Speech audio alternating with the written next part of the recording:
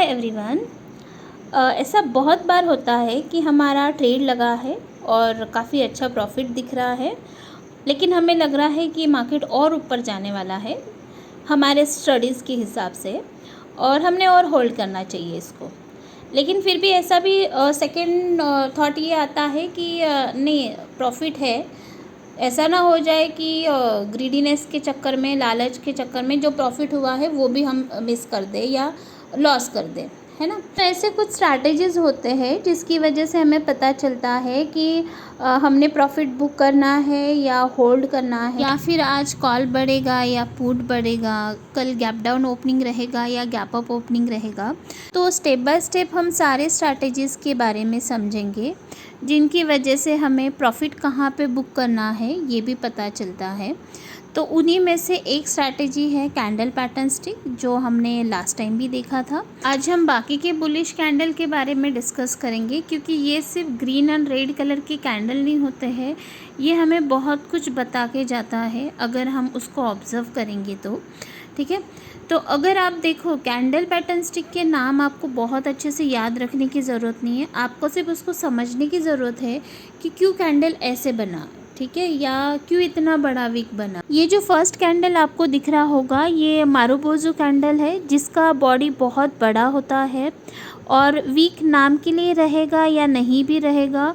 मान लीजिए अगर ये 100 रुपये पे ओपन हुआ है तो ये एक ही कैंडल आपको कभी कभी 150, 200, 300 पॉइंट का भी मूवमेंट दे देता है। तो ये बताता है कि बायर्स काफ़ी हावी है, ज़्यादा से ज़्यादा बायर्स यहाँ पे है जो अप मार्केट को ऊपर लेके जाना चाहते हैं।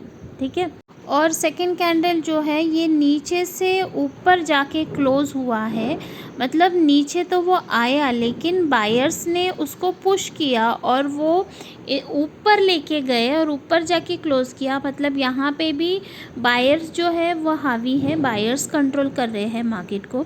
अब ये बॉटम पे बनता है या टॉप पे बनता है, इसके हिसाब से भी मार्केट का मूवमेंट हमें पता चलेगा। और थर्ड जो कैंडल है, थर्ड कैंडल में बायर्स एंड सेलर्स इक्वली वहाँ पे दोनों में फ़ाइट हो रही है।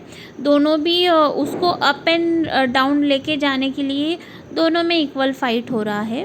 और अगर हम फोर्थ कैंडल देखें तो फोर्थ कैंडल जो है वो ऊपर तो गया, लेकिन ऊपर से जो सेलर्स है उन्होंने इतना प्रेशर डाला कि वो काफ़ी बड़ी वीक बना के नीचे के साइड में क्लोज हुआ है। मतलब कि वहाँ पे सेलर्स जो है वो काफ़ी मात्रा में है। ठीक है, और ये कुछ डोजी कैंडल के एग्जाम्पल है जिनकी opening and closing almost same होती है या फिर बहुत ही कम पॉइंट्स के डिस्टेंस में क्लोजिंग होता है। तो आज हम कुछ बुलिश कैंडल पैटर्न स्टिक के बारे में डिटेल्स में जानेंगे, जिसमें से dragon fly doji candle stick है या बुलिश हरामी कैंडल स्टिक है। अब इसके नाम पे मत जाइए क्योंकि जापानीज़ नेम है ये। And bullish engulfing candle stick है। तो ये कैंडल स्टिक जो है एक तो बॉटम में बनने चाहिए, इससे पहले कम से कम 18 से 20 कैंडल का फॉर्मेशन होना चाहिए, डाउन साइड में डाउनफॉल होना चाहिए। या फिर अगर आप बैंक निफ्टी में देख रहे हो तो बैंक निफ्टी में कम से कम 150 से 200 पॉइंट के ऊपर का डाउनफॉल होना चाहिए।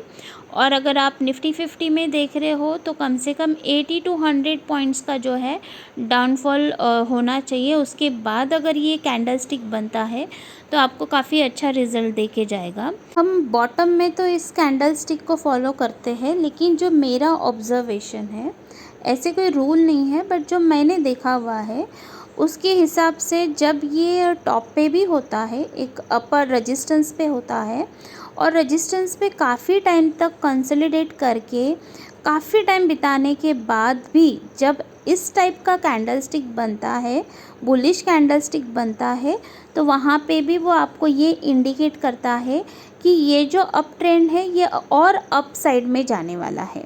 तो वहाँ पे भी ये कैंडल स्टिक आप फॉलो कर सकते हो। ठीक है, तो फर्स्ट कैंडल हम देखेंगे ड्रैगन फ्लाई डोजी कैंडल, जिसका जो बॉडी पार्ट होता है जहाँ पे ओपन होता है ऑलमोस्ट वहीं पे क्लोज होता है या बहुत ही कम पॉइंट्स की डिस्टेंस में क्लोज होता है। उसका विक जो होता है वो बड़ा रहेगा। ठीक है, अब यहाँ पे आप देखोगे कि डाउनफॉल हो रहा है, काफ़ी अच्छा पुल बैक दिया है मार्केट में। टर्म के हिसाब से कम 18 से 20 कैंडल बनने के बाद अगर बॉटम में ये कैंडल बनता है, या इंट्राडे के लिए आप देखो कि बैंक निफ्टी में कम से कम 200-250 पॉइंट का मूवमेंट मिल रहा है, या निफ्टी में 100 पॉइंट्स अबव मूवमेंट मिल रहा है, उसके बाद ये कैंडल बन रहा है, तो आपको काफ़ी अच्छा इसका रिज़ल्ट दिखेगा। तो ये जो ड्रैगन फ्लाई कैंडल बना है, इसका जैसे ही हाई ब्रेक करता है, तो उसके हाई ब्रेक करने पे, या फिर आप वेट करो कि इसका जो नेक्स्ट कैंडल है वो बुलिश हो जाए, और उस कैंडल का अगर हाई ब्रेक करता है तो वो काफ़ी सेफ ट्रेड रहेगा।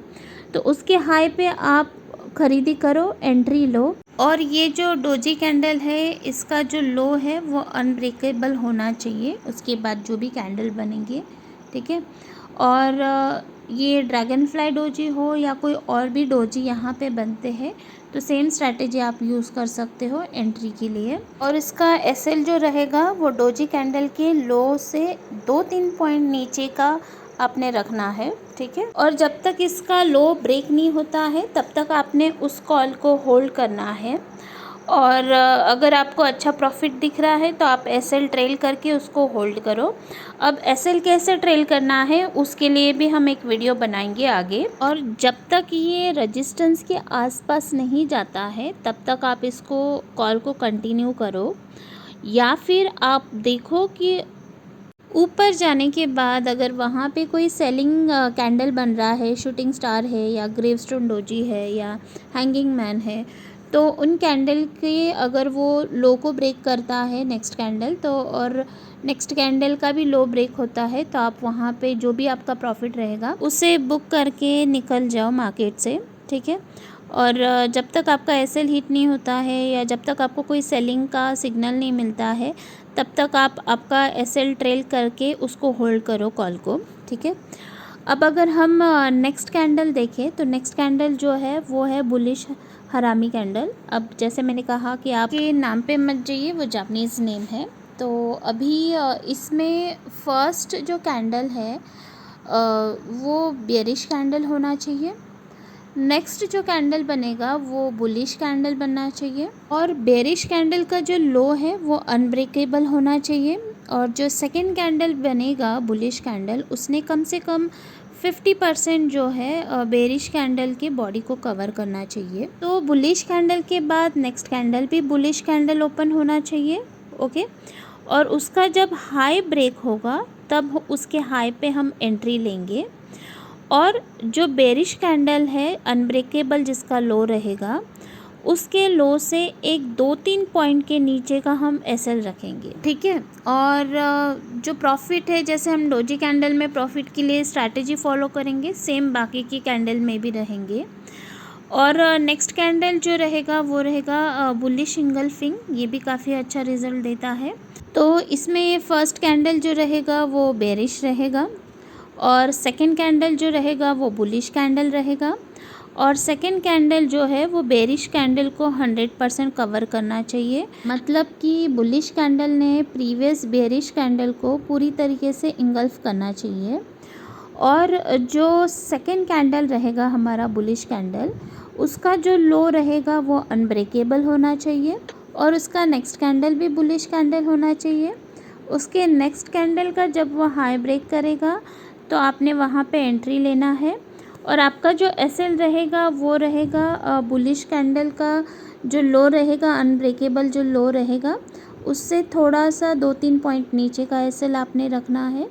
और टारगेट जो है एसएल ट्रेल करके कंटिन्यू करना है, जैसे हमने डोजी में डिस्कस किया, ठीक है। तो प्रॉफिट बुकिंग में और भी काफ़ी सारी चीज़ें इंपॉर्टेंट होती है, जैसे ट्रेंड लाइन होता है, रेजिस्टेंस एंड सपोर्ट लेवल होते हैं, और भी काफ़ी सारी चीज़ें होती है। तो हम स्टेप बाय स्टेप सारी चीज़ें सीखेंगे। इसके आगे हम कॉल स्ट्रॉन्ग रहेगा या पुट स्ट्रॉन्ग रहेगा आज, ये कैसे समझना है मॉर्निंग में, या थोड़ी देर बाद अभी कॉल बढ़ेगा या पुट बढ़ेगा, ये कैसे समझना है, या कल गैप अप ओपनिंग रहेगा या गैप डाउन ओपनिंग रहेगा, ये कैसे हमें एक दिन पहले पता चलता है। तो इस पे हम नेक्स्ट वीडियोस में डिटेल्स में डिस्कस करेंगे। और अगर आपको ये वीडियो अच्छा लगा है तो प्लीज़ लाइक कीजिए, शेयर कीजिए, सब्सक्राइब कीजिए। Thank you.